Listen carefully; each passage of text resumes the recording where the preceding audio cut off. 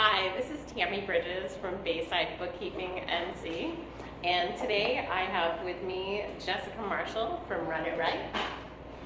And today we're talking about something every entrepreneur and business owner needs to hear: how growth is deeply connected to mindset, relationships, and intentional networking. Discuss embracing abundance and strengthening connections in business.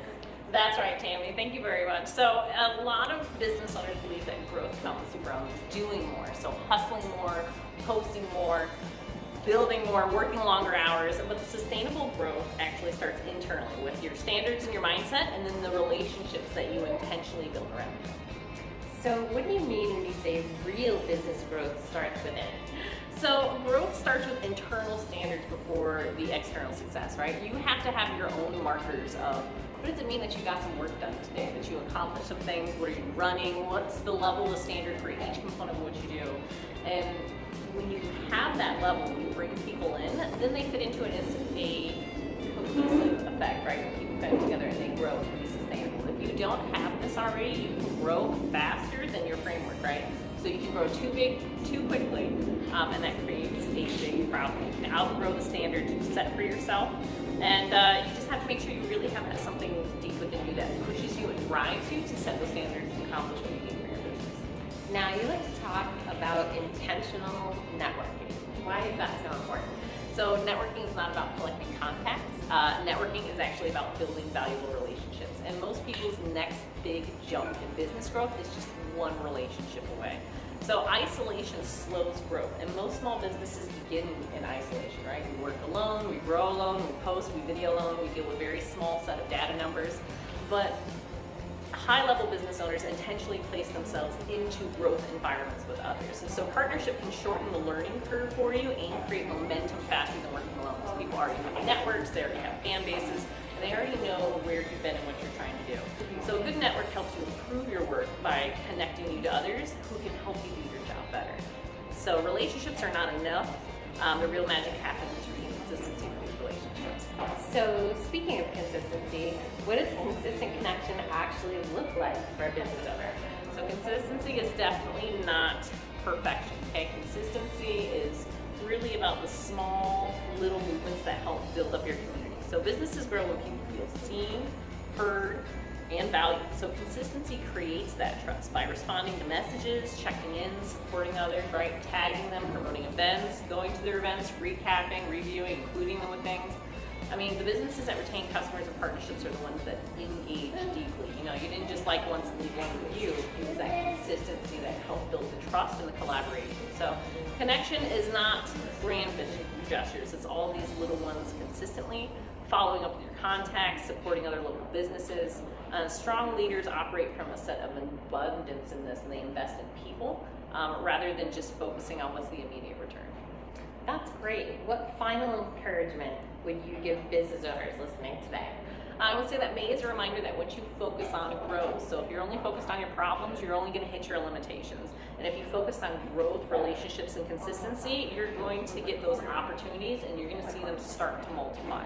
So build relationships that sharpen what you're doing, that raise your standards, stay connected with your community and the other local businesses, and make sure that your growth is centered with these intentional relationships, because it's never built alone. Thank you, Jessica. Thank you. Now, Tammy, I love your financial brain. I love everything you bring to our conversations. And you're always talking to us about these little habits and consistency when it comes to this. So how do relationships and networking tie in and show up in our numbers when we're looking at them?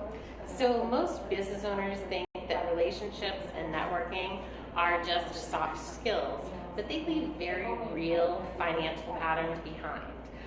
If you're looking, your numbers, your books can reveal your repeat clients, your referral patterns, consistent revenue sources, profitable relationships, and where the opportunities are truly coming from. And like you said, you can be one strong next relationship away from a leap in the growth of your business, and that is going to have much more impact than months of random marketing efforts. So your numbers often reveal which relationships are truly growing your business. And what does abundance look like from that financial perspective? So as entrepreneurs, we have to be careful that we don't say yes to everything. And as much as we want to, we can't really chase every opportunity. And we don't want to operate from chaos. So real abundance looks like sustainable cash flow, clear pricing, intentional growth, consistent systems, and relationships that create mutual value. And I want to stress the mutual here part of the value. It's not a one-way street. And sometimes also your books will reveal when something's no longer aligned with you and your business. Sometimes we have clients that are just draining too much of our energy. How many of us have had a client we needed to fire? That's no fun, but it happens. Or that you have expenses that aren't bringing you any returns. Right, so many entrepreneurs try all these different things that maybe don't work, but then they don't cancel them and get rid of them as fast as they should either. Right, so sometimes your systems are creating stress instead of support. So your numbers often confirm what your nervous system already knows. And I love that you say that because people are so emotional about finances, right? Yeah. They definitely have an idea if there's something that they maybe haven't looked at that they should have, or maybe things are going okay, but they're still too scared to look and see, maybe pop their own bubble. Now, when business owners are digging into their finances, how can they tell the difference between a temporary issue and a real pattern? So if it's one slow month, it's probably just noise or an unexpected expense. You know, those are one-off type of things, but patterns that are repeating are the ones that really matter. So maybe you're experiencing cash flow stress, late payments on your behalf or on your client's behalf, overspending, low profit services. Your books help you separate the emotion from the evidence. One-time events create emotion, but repeated patterns create clarity. Growth becomes sustainable when your relationships, your systems, and your numbers all start telling the same story.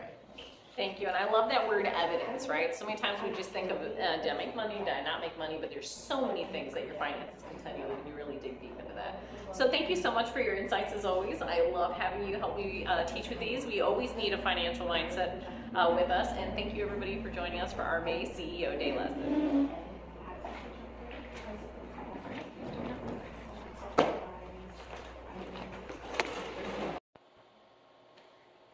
Hi, I'm Tammy Bridges from Bayside Networking NC.